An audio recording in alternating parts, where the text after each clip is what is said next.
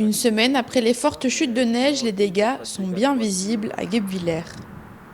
Il y a à peu près 80% des arbres de la ville qui ont été impactés. Donc que ce soit juste une petite branche arrachée ou alors un arbre entièrement cassé par la neige. Non, même avec des grosses tempêtes suite au vent, on n'a jamais eu autant de dégâts sur toute la ville. Depuis plusieurs jours, tous les agents des services des ateliers municipaux ont mis la main à la pâte. La priorité était de dégager la voie publique.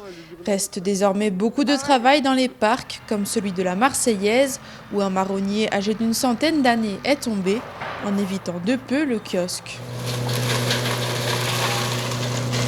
Les chantiers s'enchaînent aussi pour cette entreprise d'élagage. Lionel Garcia et son équipe ont reporté de 2 à 3 semaines d'autres travaux qui étaient prévus pour répondre aux demandes urgentes.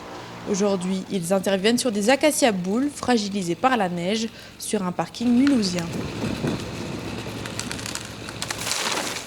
Ils ont été greffés, donc vous avez un porte-greffe qui doit faire 2 mètres, 2 mètres 20 quoi. Et après au-dessus il a été greffé la variété qu'ils recherchent, donc l'acacia boule.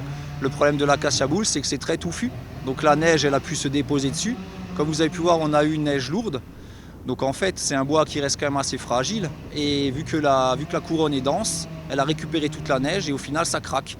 Et dans certains cas, si on voit que l'arbre n'est pas trop abîmé, on va récupérer les coupes, les déchirures, on va le garder. Par contre, quand un arbre a perdu 50%, voire 70% de sa couronne, on abat. Ou si maintenant on a d'autres arbres où vous avez juste un côté gauche qui est descendu et cassé à cause de la neige, pareil, on va abattre.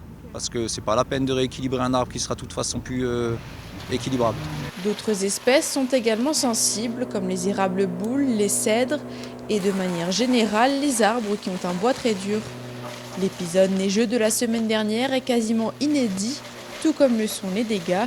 La dernière fois que Lionel Garcia avait eu autant de travail suite à un phénomène météorologique, c'était avec la tempête de 1999.